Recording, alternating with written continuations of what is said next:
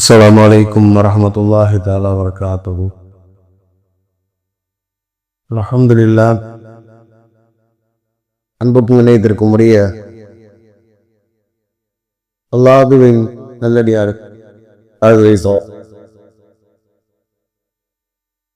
அல்லாஹ்வுடைய அளப்பெரும் கருணையினால் நாள்தோறும் சில நல்ல விஷயங்களை அறிந்து வருகின்றோம். அந்த அடிப்படையிலே ஹஜ்ரத் ரசூலுல்லாஹி ஸல்லல்லாஹு அலைஹி வஸல்லம் அவர்கள் அல்லாஹ்விடத்திலே பாதுகாவல் தேடிய தன் சமுதாயத்தை பாதுகாவல் தேடுமாறு வலியுறுத்திய சில விஷயத்தை அறிந்து வருகின்றோம். அதன் தொடரிலே ஹஜ்ரத் ரசூலுல்லாஹி ஸல்லல்லாஹு அலைஹி வஸல்லம் அல்லாஹ்விடத்திலே 8 விஷயங்களை விட்டும் பாதுகாவல் தேடியதாக அனஸ் இப்னு மாலிக் ரலியல்லாஹு தஆலா அறிவிக்கிறார்கள். அல்லாஹும்ம இன்னி அஊது பிக்க மினல் ஹம்மி வல் ஹஸனி.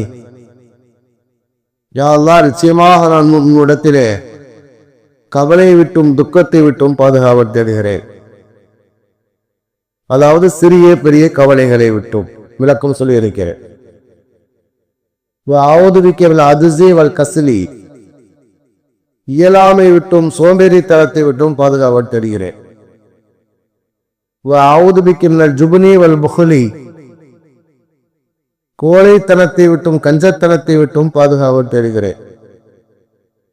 அஊது பிக்க மின் கலபத்தி தைனி வ கஹ்ரி ரிஜால். கடன் சுமையை விட்டும் அடுத்தவர்கள் அடக்குமுறை செய்வதை விட்டும் அடிமைப்படுத்துவதை விட்டும் பாதுகாவல் தேடுகிறேன் என்பது அந்த ஹதீஸின் அர்த்தமாகும் பொருளாகும். இந்த ஹதீஸிலே பெருமானார் ஸல்லல்லாஹு அலைஹி அவர்கள் கூறிய 8வது செய்தி, மனிதர்களுடைய அடக்குமுறையை விட்டு பெருமானார் பாதுகாவல் தேடினார். அதன் விளக்கம் நேற்று உங்களுக்கு நான் சொன்னேன். அப்படி சொல்லுகிற நேரத்தில் ஒரு செய்தி நான் சொன்னேன். பெருமானார் ஸல்லல்லாஹு அலைஹி வஸல்லம் அவர்களுடைய வார்த்தை எப்படி இருக்கும் என்றால், பெருமானார் சொல்வாங்க, ஊத்தீது ஜவாமில் கலீம். குறைந்த வார்த்தையிலே விரிவான விளக்கங்களை சொல்லக்கூடிய ஆற்றல் அல்லாஹ் எனக்கு கொடுத்திருக்கிறார் என்பதாக ஹஜ்ரத் ரசூலுல்லாஹி ஸல்லல்லாஹு அலைஹி வஸல்லம் சொன்னார். பெருமானாருக்கு அல்லாஹ் கொடுத்த பல்வேறு சிறப்புகளை இது ஒரு சிறப்பு. ஒரு ஹதீஸிலே பெருமானார் 5 சிறப்புகளை சொல்வார்கள். அல்லாஹ் எனக்கு 5 சிறப்புகளை கொடுத்தா. அதிலே ஒன்று ஊத்தீது ஜவாமில் கலீம். குறைந்த வார்த்தையிலே விரிவான விளக்குகளை சொல்லக்கூடிய ஆற்றலை அல்லாஹ் தஆலா பெருமானாருக்கு கொடுத்திருந்தார். அவர்கள் சொல்லக்கூடிய வார்த்தையிலே எல்லா வகையான மக்களுக்கும் எல்லா வகையான செய்தியும் இருக்கும். ஒரு உதாரணம் சொல்வதாக இருந்தால், பெருமானார் சொல்வாங்க, ஓத்துல் அஜீர அஜ்ரஹு கபல எஜுஃப இருக்கவும். வியர்வை, அதாவது அந்த உழைப்பாளினுடைய வியர்வை உலர்வதற்கு முன்னால் நீங்கள் அவருடைய ஊதியத்தை கொடுத்து விடுவதாக சொன்னார். உழைப்பாளுடைய வியர்வை உலர்வதற்கு முன்னால் அவருடைய கூலியை கொடுத்திருங்க. இது வெளியிலே பார்ப்பதற்கு முதலாளிகளுக்கு சொல்வதை கூடதான் தெரியும். முதலாளிகள் கூலியை தாமதப்படுத்தக்கூடாது, சம்பளத்தை தாமதப்படுத்தக்கூடாது என்பதாக தெரியும். ஆனால் பெருமானார் அங்கே தொழிலாளிக்கும் ஒரு செய்தி சொல்வார்கள். வியர்வை வருவது மாதிரி உழைக்க வேண்டும் என்பதாக சொன்னார்கள். உண்மையாக உழைக்க வேண்டும். முதலாளி வர நேரத்தில் வேலை பார்க்கணும்னு நடிச்சுட்டு முதலாளி போனவர் அல்ஹம்துலில்லாஹ் போயிட்டார், ராஜு உட்கார்ந்து விடக்கூடாது என்பதை பெருமானார் சொல்வார். அது மாதிரித்தான் இந்த மனிதனுடைய அடக்குமுறையை விட்டும் யாரெல்லாம் எங்களை பாதுகாப்பாயாக என்பது வெளியிலே பார்த்தால் பலகீனமான மக்கள் இந்த துஆவை செய்ய வேண்டும், அல்லது பணி செய்யக்கூடியவர்கள், அல்லது கீழாக இருக்கக்கூடியவர்கள், ஒரு அதிகாரத்துக்கு கீழே இருக்கக்கூடியவர்கள் இந்த துஆவை கேட்டு வர வேண்டும் என்பதாக நமக்கு பொருள் விளங்கினாலும் இதிலே இன்னொரு அர்த்தமும் இருக்கிறது. என்னவென்றால், அதிகாரத்தில் இருக்கக்கூடியவர்கள், யா அல்லாஹ், எங்களுடைய அதிகாரத்துக்கு கீழே இருப்பவர்களை அடிமைப்படுத்தாமல் எங்களை பாதுகாப்பாயாக என்ற துஆவும் இருக்கின்றது. நேற்று நான் உங்களுக்கு சொன்னேன், அந்த ஹதீஸுக்கு அறிஞர் பெருமக்கள் சொல்லுவாங்க, சவாவுன் கான லாலிமன் அவமனதுமா. அப்படின்னா என்ன அர்த்தம்டா, அதாவது உதாரணமா நான் வேலை செய்யறேன், நான் ஒருத்தர் கீழே வேலை செய்யறேன் அப்படின்னா நான் துவா செய்வேன் எப்படின்னு சொன்னால், யா அல்லாஹ் என்னை பணியிலே வைத்திருக்கக்கூடியவர்கள் என்னை அடிமைப்படுத்தாமல் இடத்திலே கண்ணியமாக நடந்து கொள்ள வேண்டும் என்பதாக நான் எப்படி துவா செய்கின்றேனோ அதுபோன்று என்னை நிர்வாகம் செய்யக்கூடியவர்கள் என்ன கேட்க வேண்டும் என்று சொன்னால், எங்களுடைய பணியிலே இருக்கக்கூடியவர்கள் எங்களிடத்திலே பணியிலே இருக்கக்கூடியவர்களை அடிமைப்படுத்தாமல் அவரிடத்திலே கண்ணியமாக நடந்து கொள்ளக்கூடிய பாக்கியத்தை கொடு என்பதாக கேட்க வேண்டும். ஏனென்று சொன்னால், இந்த உலகத்திலே அல்லாஹு தஆலா ஒவ்வொருவருக்கும் சில பொறுப்புகளை, சில பதவிகள் எல்லாம் கொடுக்கின்றான். அந்த பொறுப்பை பற்றி அல்லாஹு தஆலா மறுமை நாளிலே கேட்பான். அது யாராக இருந்தாலும் சரி. பெருமானார் ஸல்லல்லாஹு அலைஹி வஸல்லம் ஹதீஸிலே சொன்னார்கள், அப்துல்லா இப்னு உமர் ரலியல்லாஹு தஆலா அறிவிக்கிறாங்க, குல்லுக்கும் ராயின், உங்களிலே ஒவ்வொருவரும் பொறுப்புதாரியாக இருக்கிறார்கள், உங்கள ஒவ்வொருவரும் பொறுப்புதாரிகள், குல்லுக்கும் மஸ்ஊலும், உங்களிலே ஒவ்வொருவரும் கேட்கப்படுவீர்கள், தங்களுடைய பொறுப்பை பற்றும் கேட்கப்படுவீர்கள். புகாரி ஷரீஃபில் வரக்கூடிய ஹதீஸ், புகாரி ஷரீஃபில் 5188வது ஹதீஸாக பதிவு செய்யப்படுகிறது. பெருமானார் சொல்றாங்க, உங்களே ஒவ்வொருவரும் பொறுப்புதாரிகள், நீங்கள் ஒவ்வொருவரும் அல்லாஹ்விடத்திலே விசாரிக்கப்படுவீர்கள். சொல்லிவிட்டு பெருமானார் அவர்கள் ஹதீஸிலே 4 விஷயத்தை சொன்னார்கள். 4 வகையான மனிதருக்கு செய்தியை கூறுகிறார்கள். சொன்னாங்க, ஃபல் இமாமு ராயின் வஹுவ மஸ்ஊலுன், ஒரு கூட்டத்தின் தலைவர் அந்த கூட்டத்துக்கு பொறுப்புதாரி, அவரை பற்றி அல்லாஹ்விடத்திலே விசாரிக்கப்படுவார். அதாவது சென்ற ஜும்மாவில் நான் கூட சொன்னேன், பதவி என்பது அமானிதம், அல்லாஹ் தஆலாவிடத்திற்கு பதில் சொல்லி ஆக வேண்டும். அந்த கூட்டத்துக்கு தலைவராக இருக்கக்கூடியவர் அந்த கூட்டத்துக்கு பொறுப்புதாரி, அவரை பற்றி விசாரிக்கப்படுவார். அவரிடத்தில் எப்படி நடந்து கொண்டார், அந்த மக்களிடத்தில் எப்படி நடந்து கொண்டார், அவருடைய நலனிலே எந்தளவு அக்கறை உள்ளவராக இருந்தார், அவருடைய கஷ்டங்களை தீர்ப்பதற்கு என்ன உழைத்தார், என்ன பாடுபட்டார், தன்னிடத்திலே பாதிக்கப்பட்ட மக்கள் வந்த நேரத்தில் அவர் அதற்காக வேண்டி என்ன செய்தார் விசாரிக்கப்படுவார். அதே மாதிரி பெருமானார் சொல்வாங்க, அவர் ரஜுலு ராயின் அலா அஹ்லிஹி வ ஹுவ மஸ்ஊல், ஒரு குடும்பத்தின் தலைவர் அந்த குடும்பத்துக்கு பொறுப்புதாரி, அந்த குடும்பத்தினரை பற்றி அல்லாஹ்விடத்திலே கேட்கப்படுவார். அவருடைய இடத்தில் எப்படி நடந்து கொண்டார் என்று கேட்கப்படுவார். அவருக்கு தேவையான உதவிகளை செய்தாரா, அவரிடத்தே மனிதனாக நடந்து கொண்டாரா கேட்கப்படுவார். சில நேரத்திலே அந்த குடும்பத்திலே இருக்கக்கூடியவர் கூட சில நேரத்திலே இருக்கலாம். ஒரு இடத்துல அதாவது ஒரு கூட்டத்தின் தலைவராக இருக்கக்கூடியவர் என்ன செய்வார், அந்த கூட்டத்திலே மக்களிலே சில மக்கள் சில வகையாக இருக்கலாம். அப்படி எப்படி நடந்து கொண்டார் என்று கேட்கப்படுவார். ஒரு குடும்பத்துக்கு தலைவராக இருக்கக்கூடியவர் அந்த குடும்பத்தில் இருக்கக்கூடியவங்க சில நேரங்களில் சில குறைபாடுகள் இருக்கலாம், எப்படி நடந்து கொண்டார். அது மாதிரி பெருமானார் ஹதீஸ்ல சொல்லுவாங்க, வல் மராத்து ராயத்துன் அலா பைத்தி ஜௌஜிஹா வ மஸ்ஊலா, அந்த குடும்பத்தின் தலைவி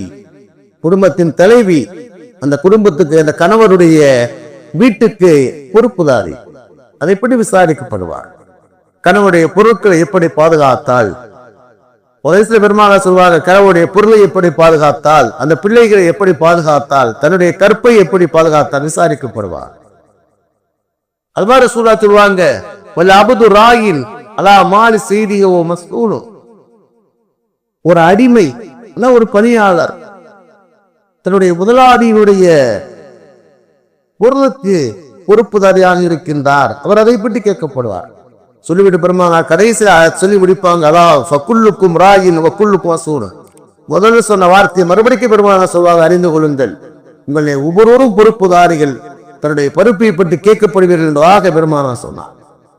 அதனால நம்முடைய அதிகாரத்துக்கு கீழே, நம்முடைய ஆளுமைக்கு கீழே யார் இருக்கிறார்களோ அவர்கள் மனைவி மக்களாக இருக்கலாம், பணியாளர்களாக இருக்கலாம், அவரை அடிமைப்படுத்தாமல், அவர்களுக்கு தீங்கு இழைக்காமல் எங்களை பாதுகாப்பாயாக என்று பொறுப்பிலே இருக்கக்கூடியவர்கள் அல்லாஹ்விடத்திலே கேட்கிறார்.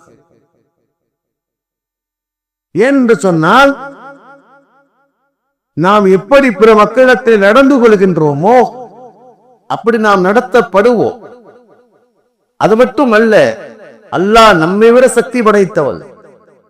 அல்லாஹ் அதற்கான வழியை தீர்ப்பான், கணக்கை தீர்ப்பான்.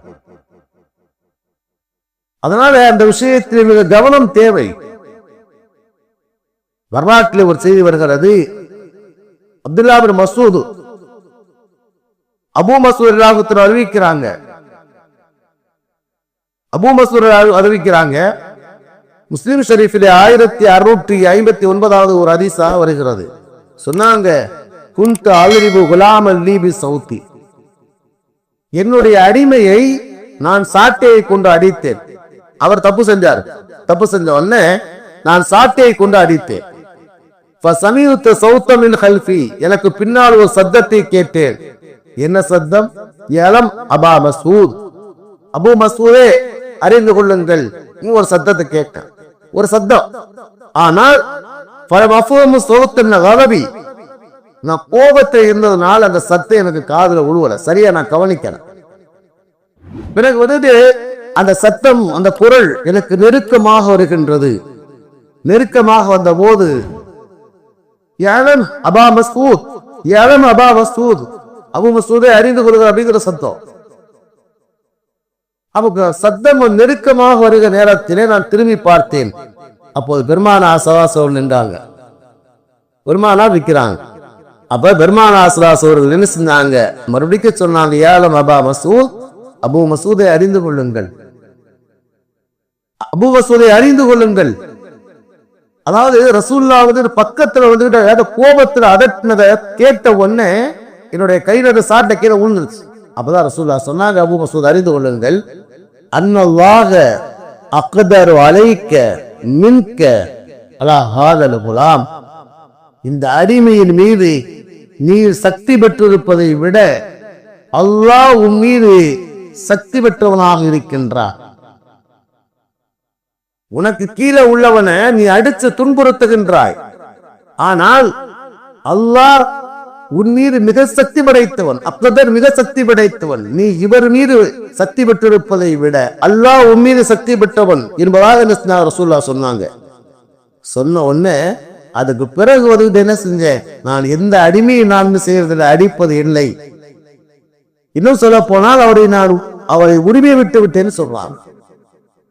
சொல்ற அப்படின்னா, பொதுவா நம்முடைய அதிகாரத்துக்கு கீழே இருக்கக்கூடியவர்கள் மனைவி மக்களாக இருக்கலாம், பணியாளர்களாக இருக்கலாம், அவரிடத்திலே குறைகள் இருக்கலாம், அவரிடத்துல குறைகள் இருக்கலாம்.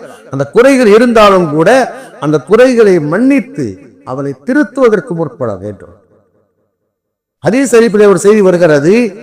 அப்துல்லா பின் உமர் அறிவிக்கிறாங்க, ஜா ரஜுலா நபி ஸல்லல்லாஹு அலைஹி வஸல்லம், ரசூலுல்லாஹ்ட்ட ஒரு மனிதர் வந்தார்.